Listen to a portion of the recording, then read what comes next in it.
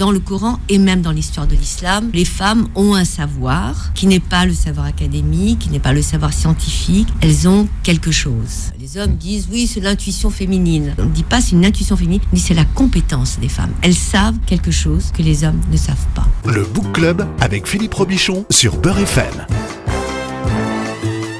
Le Book Club de Beurre FM, c'est l'émission qui parle des livres avec ceux qui les écrivent à ceux qui les lisent. Bonjour, bienvenue, bon dimanche. Mon invité aujourd'hui, c'est Karima Berger. Bienvenue, Karima. Bonjour.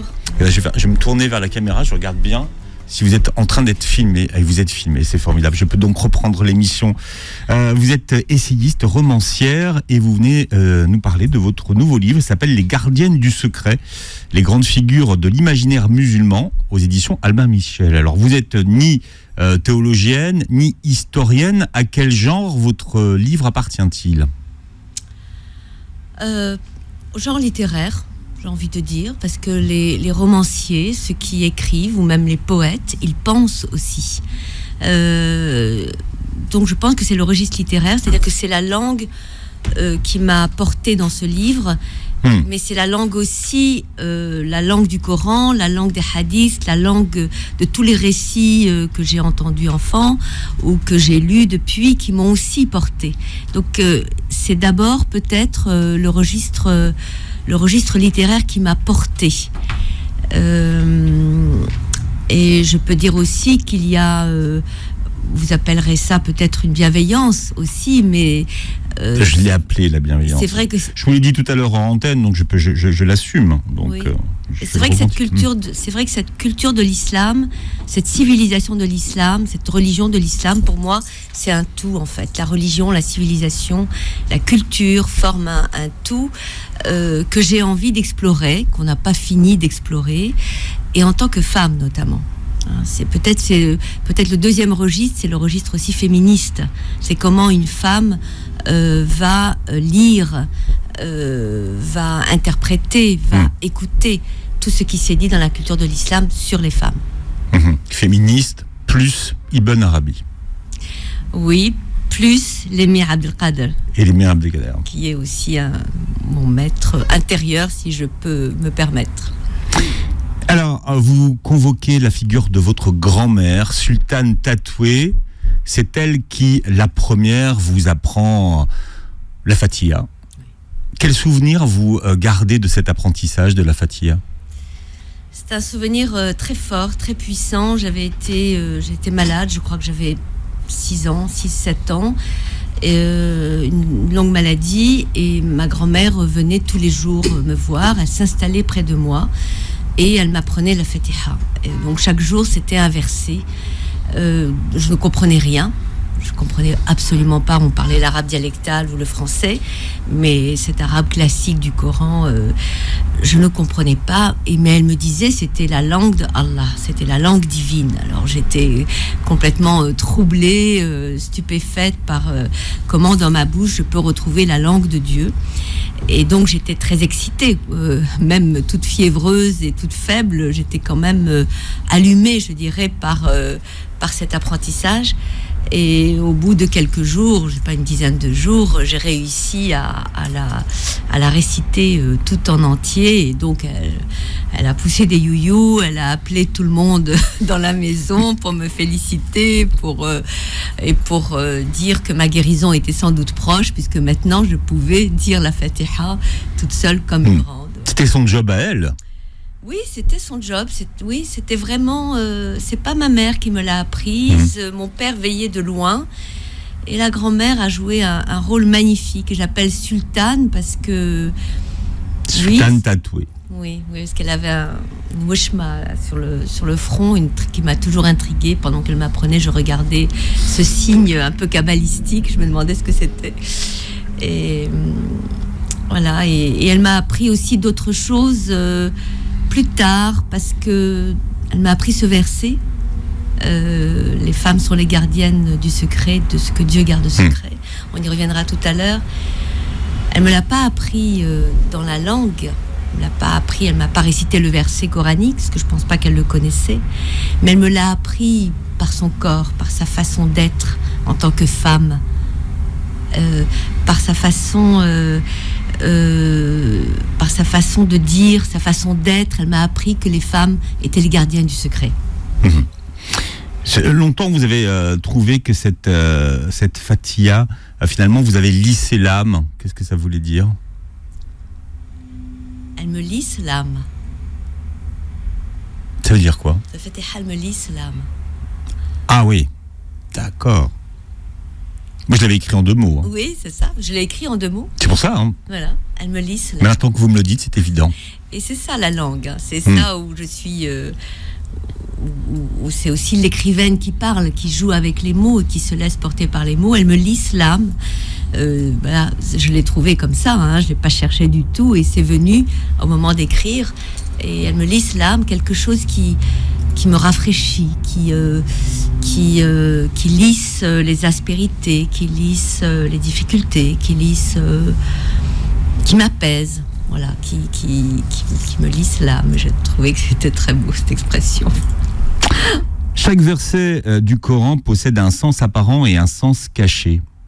Comment est-ce que vous comprenez cette parole du prophète ? Cette parole du prophète, ce hadith, pour moi, c'est aussi un de ces petits trésors qu'il y a dans tout ce livre. Vraiment un trésor pour moi. C'est un guide même. C'est un guide, je dirais. C'est-à-dire, quand je lis avec ça en tête, en arrière de mon cerveau. Tout verset a un sens apparent et un sens caché. Et ce qui m'intéresse, c'est le sens caché. C'est le sens secret, c'est le sens de ce qui n'est pas dit. Dieu, je ne pense pas qu'il parle aux hommes comme un homme politique ou comme un député ou comme un homme qui édicte des lois. Je pense qu'un prophète qui est Rasulullah, donc qui reprend la parole de Dieu,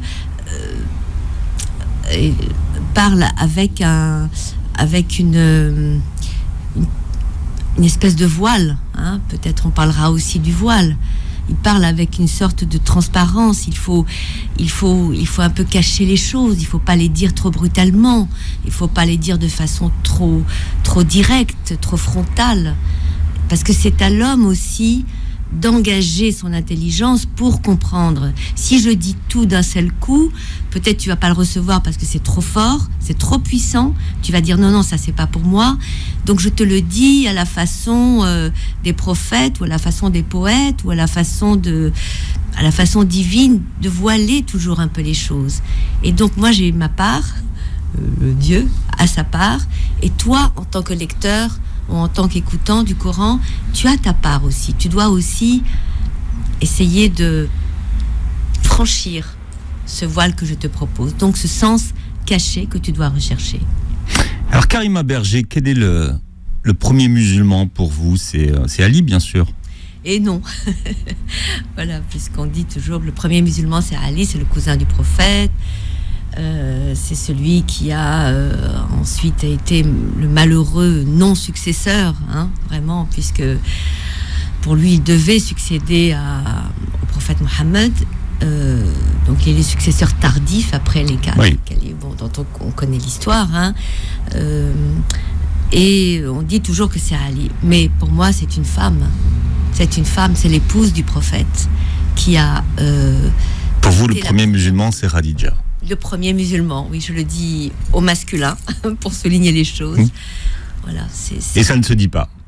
Et ça ne se dit pas, mais ça doit se dire. Et c'est aux femmes aussi de rappeler que le premier être qui a cru en prophète Mohammed, c'est sa femme, son épouse, son intime, celle qui est dans sa plus stricte intimité, la plus cachée. Là, on revient aussi à quelque chose qui est très intime, très intérieur et qui compte aussi beaucoup pour moi. Khadija, sa première épouse, avec qui il a vécu pendant plus de 20 ans et où il a été aussi monogame, hein, c'est-à-dire elle a été unique pendant plus de 20 ans. On dit le prophète polygame, c'est après qu'il a été polygame, quand il a fallu construire l'État, faire des alliances avec un tel, toutes les orphelines, plutôt les veuves, hein, dont les époux avaient été tués dans les combats, etc., etc. Alors vous nous racontez comment elle le demande en mariage. Vous voulez que je raconte aussi? Non, bon, ça c'est dans le livre. Par contre, il y a une vous rapportez une scène dans votre livre, une scène qui est elle-même rapportée par des chroniqueurs de l'histoire musulmane entre justement le prophète et Khadija au moment du début de la révélation. Oui, c'est une scène inaugurale. Vraiment, pour moi, il y a la première scène inaugurale, c'est la première descente du Coran avec le verset Iqra qui est tombé sur le prophète Mohammed dans sa grotte. C'est l'instant inaugural. Et le deuxième, peut-être, instant inaugural aussi, c'est quand il vient voir son épouse, après plusieurs retraites dans le mont Hira, et il lui dit, écoute Khadija, je suis inquiet, je suis tourmenté, et il est angoissé, il est complètement... il sait pas quoi faire. On dit même qu'à un moment, il a failli se jeter du haut de ce rocher, et donc il est angoissé, et il lui dit, je suis visité par une créature, et je ne sais pas si c'est le diable, ou si c'est un ange. Voilà. Et donc c'est elle qui va lui apprendre que c'est un ange. Voilà. Donc comment une femme qui n'est pas savante, qui n'est pas... Enfin bon, c'était une femme d'affaires, etc. C'était quand même une femme qui était une manager, comme on dit aujourd'hui, dont il était l'employé. Comment elle sait? Elle n'est pas... elle n'a pas de savoir académique, ce n'est pas une savante, ce n'est pas une théologienne. Et elle lui dit ceci, elle lui dit « Viens contre moi ». Je raconte la scène en détail parce qu'elle est vraiment très belle et elle est complètement chroniquée dans la vie du prophète. Par Tabari, vous la retrouvez d'ailleurs sous 2 versions. Et donc elle lui dit « Viens t'asseoir sur mon genou droit ». Cousin, oui, parce qu'à l'époque, les liens étaient, vous avez raison de souligner ça, étaient très forts, endogamiques, on se mariait à l'intérieur d'une même tribu, ou d'un même clan, disons. Viens t'asseoir sur mon genou droit. Il dit, est-ce que tu le vois? Il dit, oui, je le vois encore. Je vois cette créature et je ne sais pas la différencier. Alors, assieds-toi sur mon genou gauche. Et sur le genou gauche, est-ce que tu le vois? Oui, je le vois encore. Viens t'asseoir dans mon giron. On dit en arabe, en tout cas en algérien, fi hujri, c'est-à-dire entre les 2 cuisses, quoi. Vraiment. Le giron. Ouais. Le giron. Même si on a perdu effectivement l'explication aujourd'hui, mais c'est le voilà. Donc que ça soit au milieu. Est-ce que tu le vois encore? Oui, je le vois. Alors elle lui dit, écoute, viens contre ma peau, entre ma chemise et ma peau. C'est-à-dire que c'est le prophète qui va se voiler, puisqu'il va se mettre entre sa chemise et sa peau, sur le basharan, sur la peau. Donc c'est le mot premier. Et donc il se met contre sa peau et il se voile parce qu'il y a toujours quelque chose de caché. Donc il se met sous sa chemise et elle lui dit, est-ce que tu le vois? Et il dit, non, je le vois plus. Et elle pousse un soupir de soulagement et elle lui dit, tiens-toi ferme, cousin.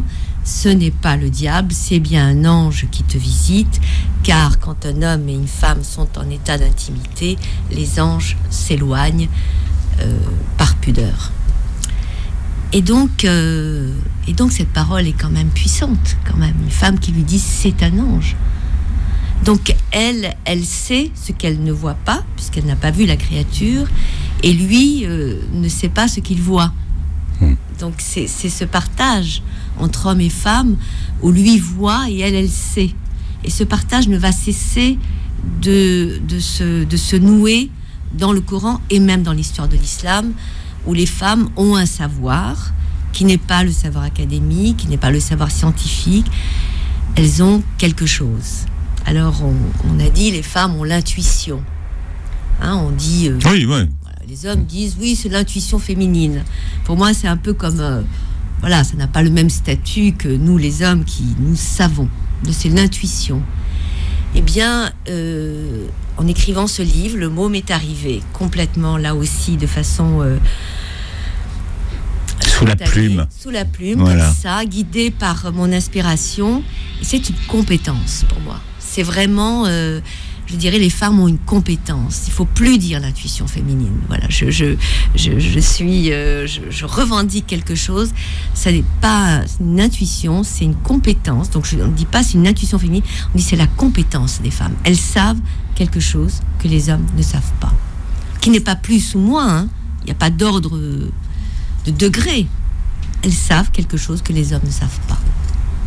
Et il y a la présence de ce voile déjà, voilà.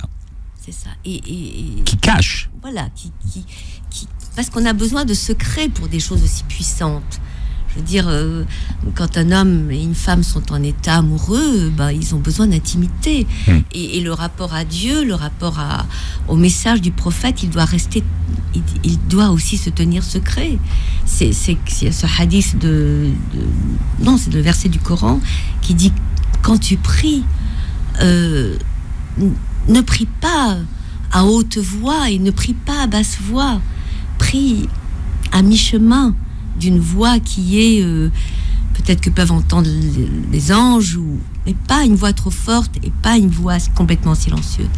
Et peut-être c'est le registre même du registre divin humain. Voilà, Karima Berger qui est notre invitée aujourd'hui à l'occasion de la sortie de son livre qui s'appelle Les gardiennes du secret, les grandes figures féminines de l'imaginaire musulman chez Albin Michel. Donc ces grandes femmes de l'islam, vous leur aviez promis de parler d'elle. La première, c'est Agar. Agar, la servante de Sarah, à qui vous dédiez le livre. Et la deuxième, c'est Sherazade. Pourquoi Sherazade ? Pour moi, ce sont deux femmes emblématiques, mais pourquoi Sherazade ? On reviendra sur Agar. Pourquoi Sherazade ? Parce que Sherazade... Vous voyez, je fais exprès de vous poser la question, parce que finalement, Agar, on comprend, mais Sherazade, on dit, mais qu'est-ce qu'elle vient faire dans cette histoire ? Sherazade, je l'appelle la rédemptrice, parce qu'elle nous a sauvés. Elle a sauvé non seulement le genre féminin, mais elle a sauvé le genre humain. Je rappelle, Sherazade, donc c'est l'héroïne des Mille et une Nuits. Elle est l'épouse d'un espèce de tyran, enfin un sultan imaginaire, puisque les Mille et une Nuits, c'est une œuvre de fiction. C'est une œuvre de fiction. Donc, son mari est extrêmement jaloux parce qu'il a vu d'autres femmes tromper leur mari. Donc, il a dit, toutes les femmes sont comme ça. Donc, je vais te tuer. Enfin, et elle lui dit, je vais te raconter une histoire. Et elle commence par lui raconter, il était une fois. Et elle commence le premier récit. Donc, elle fait appel à son intelligence, à son imagination, à sa sensualité, à sa poésie, parce qu'il y a beaucoup de poésie dans les Mille et une Nuits, et elle commence à lui raconter. Et c'est une sorte d'ivresse, comme si elle enivrait un peu son mari. Elle invente le teasing. Elle invente le teasing, tout à fait. Absolument, oui, c'est très juste. C'est très, très juste. Qui va durer le teasing Mille et une Nuits. Mais ne va pas arriver ce qu'elle avait prévu au début. Voilà, par rapport au teasing. Et donc elle raconte, et il lui dit, raconte-moi la fin. Il lui dit, ah non, ça, je te raconte ça demain. Et il est tellement pressé d'écouter la fin du récit qu'il ne la tue pas et qu'il diffère son projet de l'assassiner, parce qu'il n'y a pas d'autre mot. Et donc elle va le tenir comme ça Mille et une Nuits. Ils font des enfants, ils ont le temps de faire des enfants, bien entendu. Et à la fin, donc il lui dit, mais comme ton conte est beau, comme tes récits sont beaux, c'est-à-dire il les convertit. Elle convertit son époux qui avait imaginé de tuer sa femme et toutes les femmes. Elle le convertit à la beauté de la poésie, de l'imagination, des récits, de l'invention, de la fiction. Et je trouve ça magnifique, parce qu'elle, non seulement elle a sauvé sa peau avec la parole, elle a sauvé la peau de ses sœurs, de ses femmes, et elle a sauvé le genre humain, puisque s'il n'y a plus de femmes, il n'y a plus d'espèces, il n'y a plus de génération, il n'y a plus d'hommes, il n'y a plus de femmes. Donc c'est extraordinaire. Voilà, Sherazade, je l'aime beaucoup. Alors, bien sûr, vous pouvez me dire, mais Sherazade, c'est une œuvre de fiction, pour ça que je dis dans l'imaginaire musulman, mais elle compte aussi beaucoup pour nous. Et Sherazade n'est pas seulement, telle qu'on la voit en Occident, la danseuse des 7 voiles. C'est une femme qui parle, une femme qui prend la parole en son nom, qui invente, qui ose, qui dit, qui récite, donc elle met son corps en jeu, elle met son intelligence en jeu. Il y a 2 mots que je retiens beaucoup pour les femmes, c'est la compétence dont j'ai parlé tout à l'heure, et l'intelligence, parce qu'il y a une intelligence qui est aussi à l'œuvre, qui n'est pas la même. Et je reviens donc sur les Mille et une Nuits, et c'est une œuvre de fiction qui s'est étalée sur plusieurs siècles, parce qu'elle a été écrite sur plusieurs siècles, elle a été écrite sur plusieurs continents, l'écriture l'Inde, la Syrie, l'Orient. Et elle a été écrite par des hommes, normalement, puisque les hommes sont inconnus. On ne sait pas qui a écrit, mais je suis persuadée qu'il y a un génie féminin qui a présidé à l'écriture de ces 1001 nuits. Alors, il y a Agar, la bannie. Qu'est-ce que ça signifie, Agar, d'ailleurs? Que signifie son prénom? Hajar, c'est un nom troublant, un nom blessant, un nom qui me fait mal parce qu'il veut dire l'exilée, qui veut dire la fuyarde, qui veut dire qui veut dire celle qui fuit, celle qui part, l'exilée. Et Hajar, en tout cas en Algérie, peut-être dans les autres pays, je ne sais pas, mais il y a peu de prénoms, il y a peu de femmes qui s'appellent de ce nom, qui ont ce nom, comme ça, peut-être parce que c'est un nom qui blesse, ou c'est peut-être une interprétation personnelle, ce que je suis prête à assumer tout à fait, ce que je dis là, peut-être c'est important pour les auditeurs. Il y a beaucoup plus de femmes qui s'appellent Leïla, alors d'où vient ce prénom, Leïla? Leïla, c'est la nuit. Voilà, Leïla, c'est la nuit, et la nuit, elle dit tout de l'islam. Elle dit tout de la lumière de l'islam, de la lumière de la nuit. Parce que la nuit porte la lumière en elle, la lumière des étoiles, la lumière de ce qui... Vous pouvez pas voir la lumière. La lune, vous la voyez parce qu'elle reflète le soleil, parce qu'elle reflète la lumière du soleil. Vous voyez, il y a tout un jeu entre la lumière et l'ombre en islam qui est extrêmement important. Peut-être on reviendra sur Leïla et Majnoun. Et Hajar, oui, parce qu'on parlait des 1001 nuits, mais il y a un autre conte qui a fait le tour du monde aujourd'hui, alors qui est peut-être un peu moins connu, mais c'est justement cette histoire d'amour oui. entre Leïla et Qaïs. Leïla et Majnoun, Leïla et Qaïs, tout à fait, puisqu'il s'appelle Qaïs au début. Et c'est un conte, un récit qui est devenu ensuite un récit mystique, mais c'est un conte de la tradition orale contemporain du 7e siècle du prophète Mohammed, qui est né en Arabie. Après, ça a été repris beaucoup par le persan. Et donc, Qaïs est fou, amoureux de Leïla. Sauf que il est poète et il a chanté la beauté de Leïla dans les rues de la ville, donc on ne chante pas, donc c'est un déshonneur. Donc le père de Leïla interdit bien sûr tout contact entre sa fille et ce Qaïs en lui disant tu ne peux pas, c'est un homme qui t'a déshonoré puisqu'il a chanté ta beauté, c'est comme s'il t'avait dévoilé devant les autres.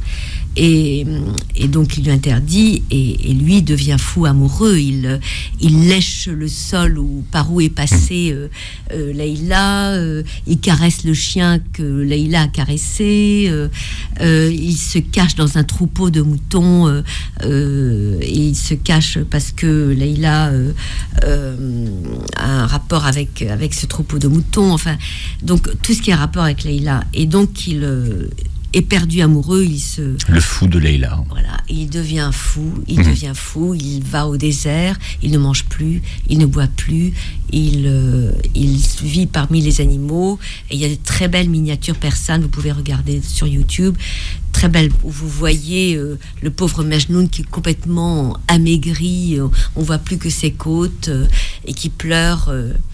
Et juste pour finir cette très belle histoire,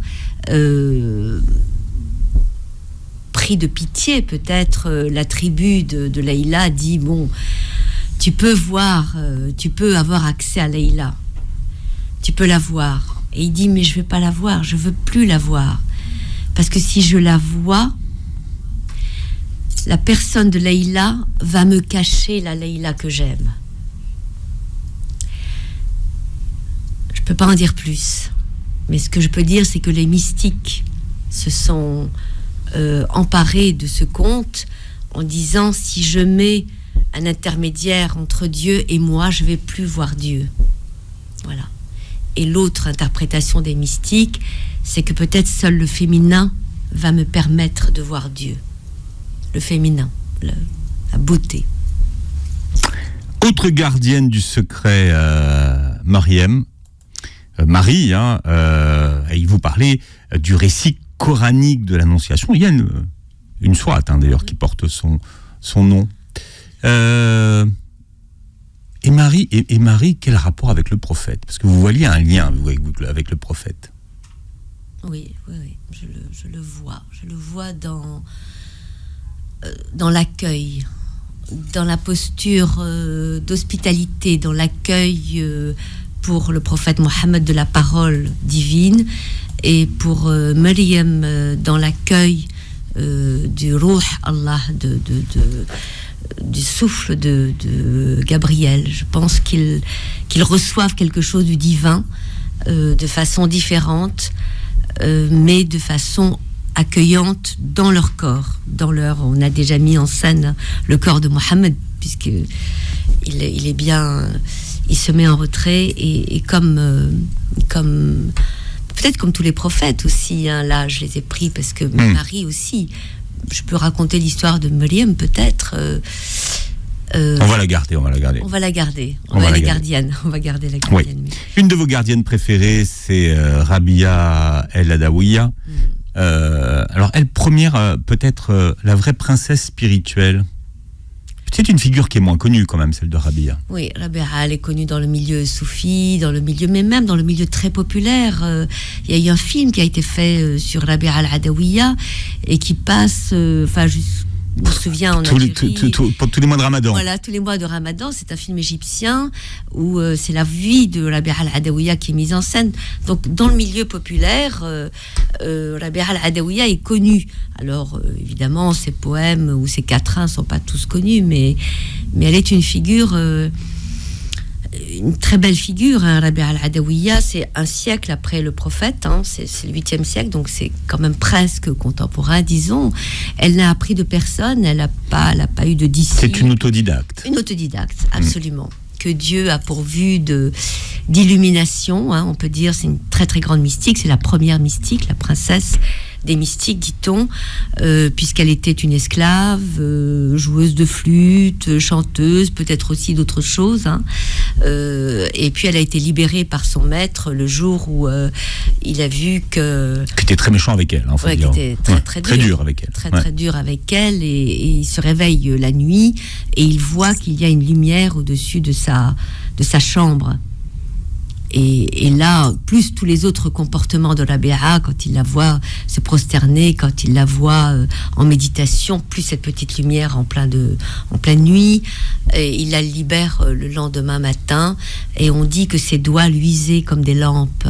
La nuit, enfin, c'est toujours, voilà, il faut toujours la lumière, il faut toujours la nuit pour que se révèle la lumière.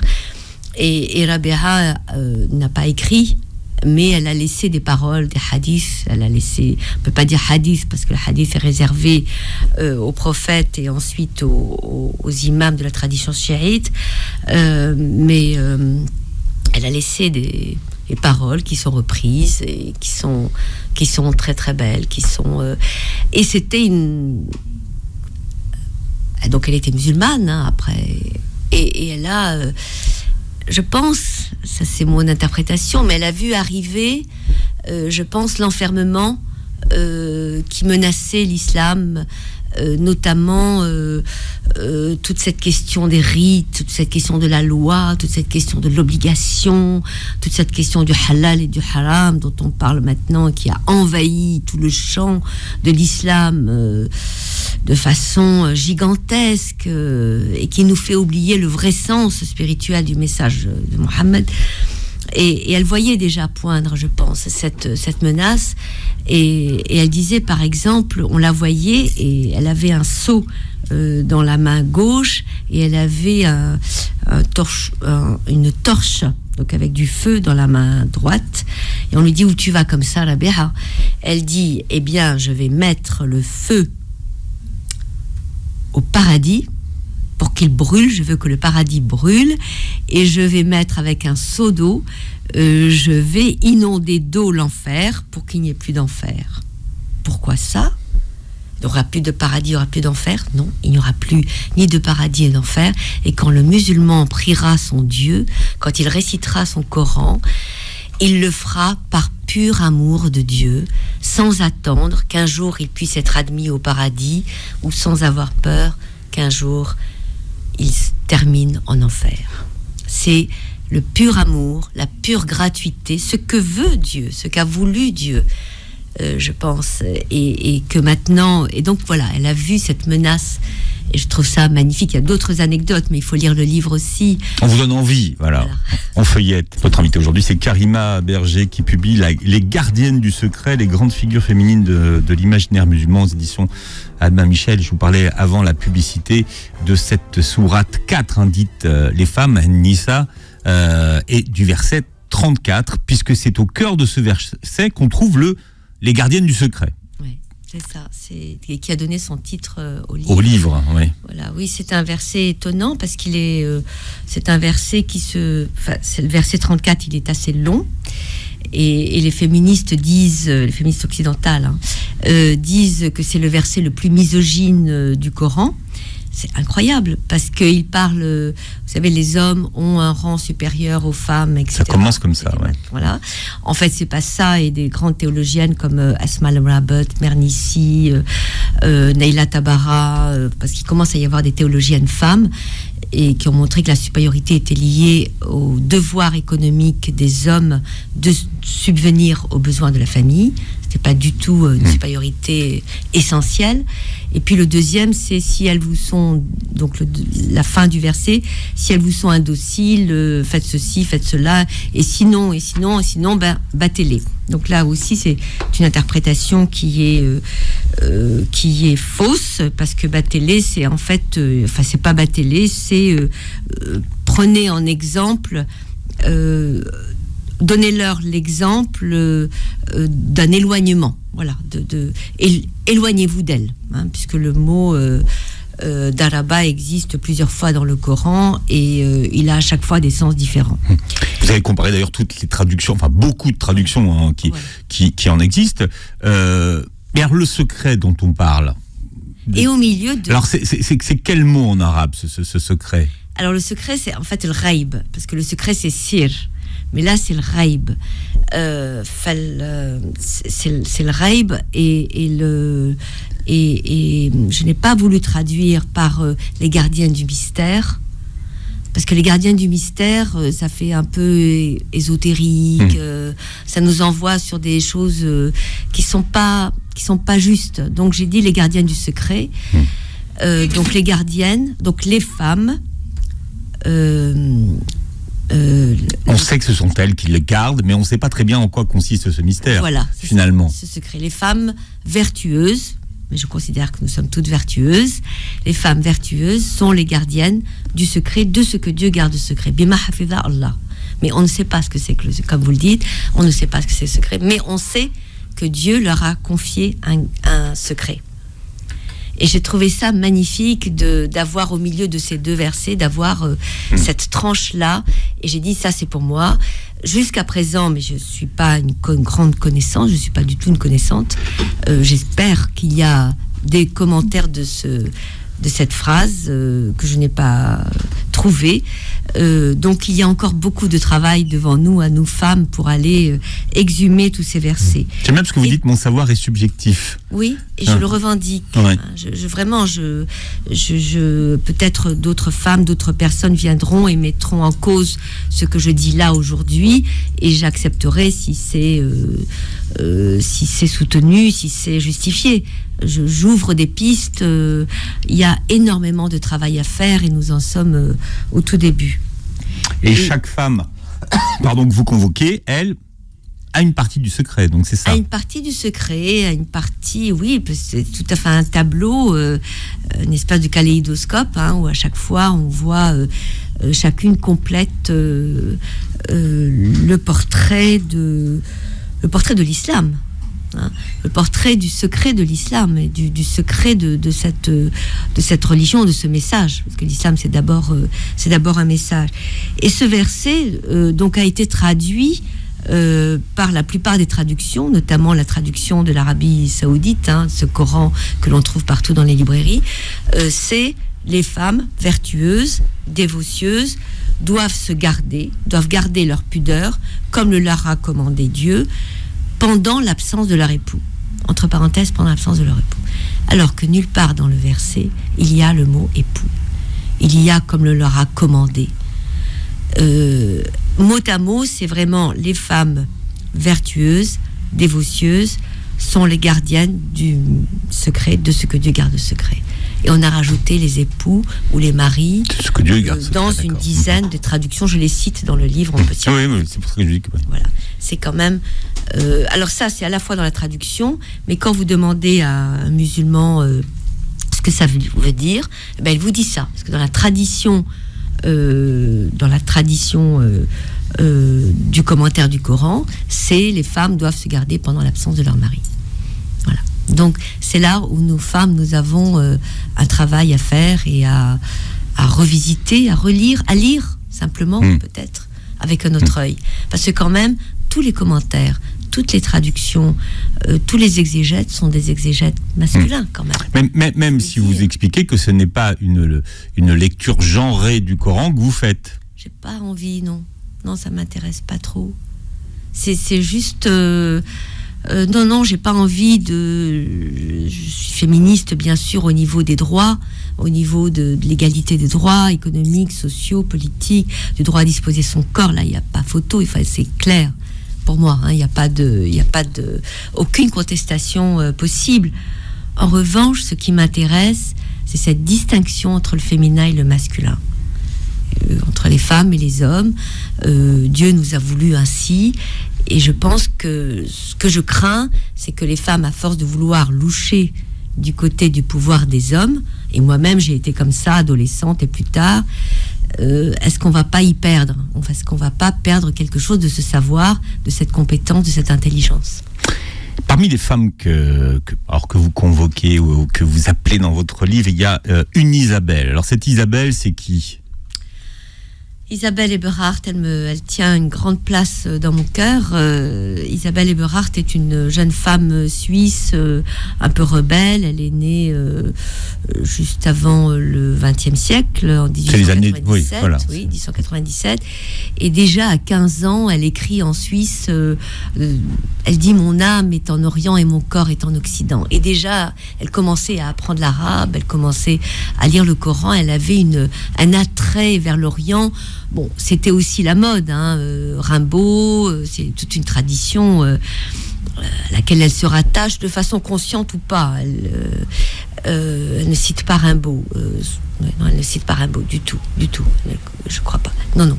Et donc, elle va, dès qu'elle a 20 ans, 19 ans, elle arrive en Orient. Elle embarque. En Algérie. Voilà, elle embarque. On prenait le bateau à l'époque. Voilà, elle embarque, voilà. Et elle arrive à Annaba. Et elle est et tout de suite elle tombe, elle écoute. Elle entend le muezzin, voilà. Et là, bim. Oui, le muezzin a converti beaucoup d'occidentaux et elle tombe amoureuse de l'islam. Elle se convertit, elle est là, elle est parmi le peuple des Arabes, des Algériens, et pourquoi je la cite ? Parce que je pense qu'elle a compris, elle a saisi, comme Rabia, comme d'autres qui n'ont été initiés par personne. Elle n'a pas eu de disciples, elle a été soufie après, elle a fait partie de la Qadiriya, mais elle a compris l'essentiel de l'islam, ce que j'appelle le tawakkul, c'est-à-dire cet abandonnement confiant. Tawakkul ala Allah, c'est abandonne-toi à Dieu, repose-toi en Dieu, sois confiant en Dieu. Alors on a parlé de paroles, on a parlé de l'acte de soumission, mais je pense que c'est tellement plus beau. Salah Stétier, qui est un très grand poète, Allah yarhamou, qui est mort maintenant il y a quelques années, 5 ans maintenant, il parlait de l'abandonnement confiant en Dieu. L'abandonnement, c'est comme un processus. Vous voyez que c'est pas un abandon en une fois. Voilà. Et je voudrais que vous nous lisiez quelque chose, Isabelle Eberhardt, pour terminer cette émission. Oui, je veux bien. Dès les commencements extrêmes de ma vie arabe, la splendeur incomparable du Dieu de l'islam m'éblouit, m'attira en un ineffable désir de pénétrer mon être de la grande lumière douce issue de l'âpre et magnifique désert. Je voudrais pouvoir me prosterner dans la poussière en une adoration infinie. Pour la première fois, je murmurai avec la foi inébranlable des Arabes, Allahu Akbar. Je n'étais plus seule en face de la splendeur triste des mondes. Conduite par une force mystérieuse, j'ai trouvé ici ce que je cherchais. Force et quiétude des choses qui semblent durer indéfiniment parce qu'elles s'acheminent doucement vers le néant, sans fracas, sans révolte, sans agitation, sans même un frisson, vers l'inévitable mort. Je me nourris que de silence et de thé tiède.